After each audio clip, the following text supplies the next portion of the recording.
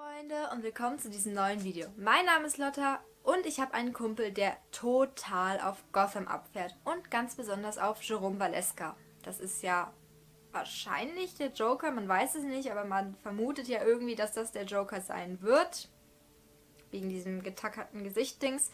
Und das ist auch alles, was ich über Gotham weiß. Ich selber gucke es nämlich nicht, obwohl ich den Schauspieler, also Cameron Monaghan, ziemlich cool finde.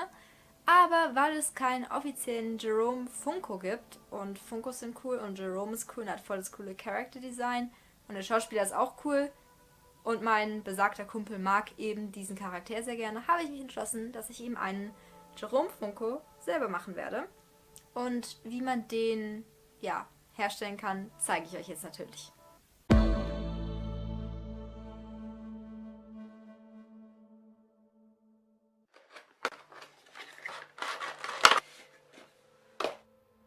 Zuerst braucht ihr natürlich einen Funko, mit dem ihr arbeiten könnt. Ich habe mir hier Percival Graves rausgesucht aus der Reihe zu Fantastische Tierwesen, weil der einen Mantel trägt, der sehr ähnlich ist wie der eine von Jerome und vor allem ist die Frisur sehr, sehr ähnlich und ich habe keinen anderen Funko mit dieser Undercut-Shortcut-Frisur gefunden, wo die Haare so nach hinten gegelt sind und das ist nun mal irgendwie so, finde ich, essentiell für diesen Jerome-Look, wenn man es so nennen kann.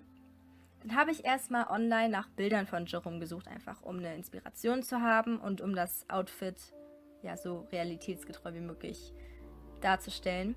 Ich habe mir übrigens das mit dem roten Mantel und der Rose am Revers rausgesucht aus dem Spiegelkabinett. Ich habe nicht alles filmen können, weil teilweise mein Schatten das Licht ein bisschen weggenommen hat.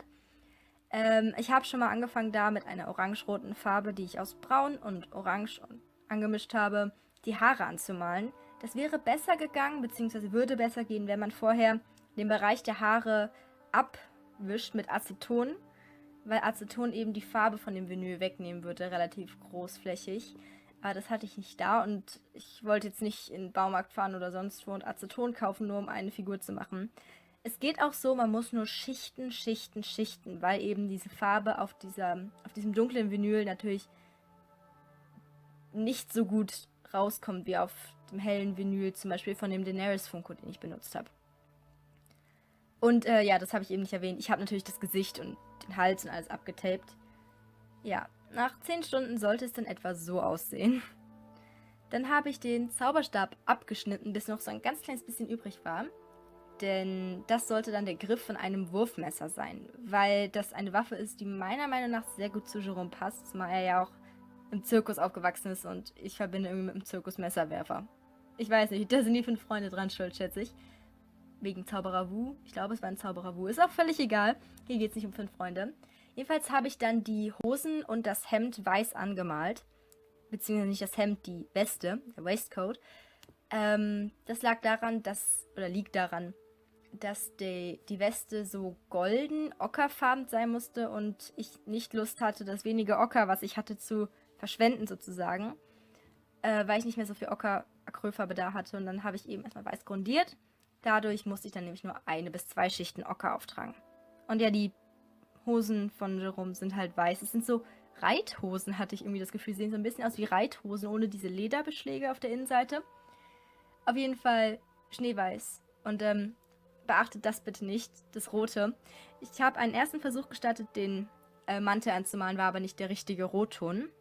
Und ja, hier, das meinte ich. Da habe ich dann halt meine erste und auch einzige Schicht oder eine von 2 aufgetragen von dieser Ocker-Goldfarbe, die eben diese Weste hat.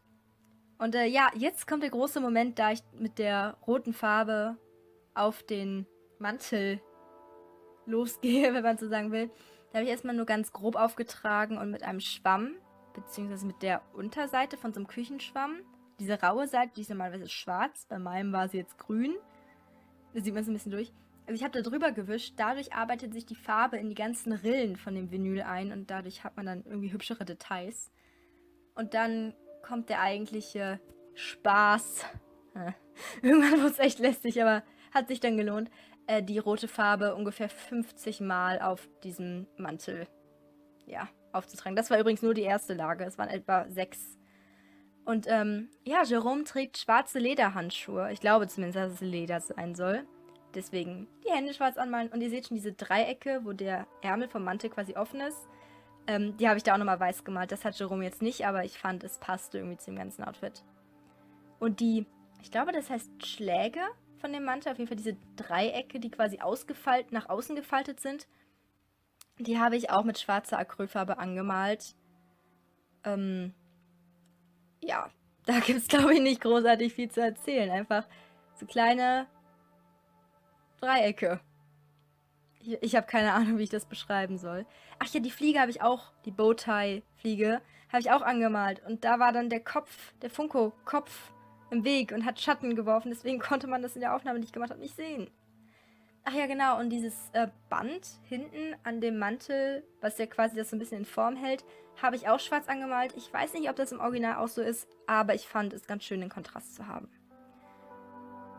Das letzte Detail, was fehlt, das ist die Rose oben am Revers. Und die malt man so, oder so habe ich zumindest gemacht, dass ich einen gelben Kreis gemalt habe. Ganz normalen Kreis. Na gut, es ist eher ein Pac-Man, aber naja. Da mit einem helleren Gelbton in die Mitte gegangen bin und getupft habe. Und dann den gleichen Pinsel benutzt habe, abgewischt habe und mit einem Orangeton da rein bin. Auch wieder getupft. Und der Kreis muss kleiner sein als der davor. Und dann das gleiche Prozedere nochmal mit einem ganz hellen Gelbton noch kleiner. Dadurch kriegt man nämlich diese 3D-Optik hin. Und man muss keine Rose animieren, hätte ich beinahe gesagt. Entschuldigung, ich meine natürlich modellieren. Und dann der große Moment, Tape abziehen. Ja, das dauerte tatsächlich überraschend nicht lange. Ich würde sagen, das war überraschend kurz irgendwie. Ja, auf jeden Fall, nachdem das ganze Tape ab war, fehlte natürlich noch ein ganz, ganz essentielles Detail. Und zwar die Narben bzw. die Spur und die Tackernadeln rund ums Gesicht und um die Augen. Dazu habe ich einen dünnen Pinsel genommen und nur die ganz vordersten Spitzen der ersten Borsten in Farbe getunkt, in rote Farbe. Und auch nur diese Spitzen auf den Kopf quasi aufgetupft, ganz dicht aneinander. Dadurch kriegt man nämlich so eine verschorfte, verkrustete Optik hin, was, wie ich fand, für Narben eigentlich ganz toll war. Oder ganz gut. Und mich auch an so Narben und Schrammen bei echten Funkos erinnert hat. Jetzt fehlt natürlich nur noch, okay, ich hätte noch um die Augen, die habe ich dann noch gemacht, die Ringe. Da.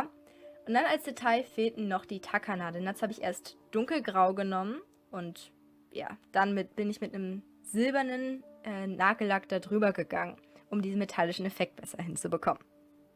Und das ist es. Das war der letzte Schritt und das ist mein fertiger Funko. Er ist natürlich nicht komplett ideal, aber ich finde, er ist ziemlich gut geworden. Mein Kumpel hat sich auch drüber gefreut. Es tat mir echt schwer, mich von dem zu trennen. Naja, falls euch das Video gefallen hat, dann lasst gerne eine Bewertung da und ich hoffe, wir sehen uns das nächste Mal wieder. Habt noch einen schönen Tag und ciao!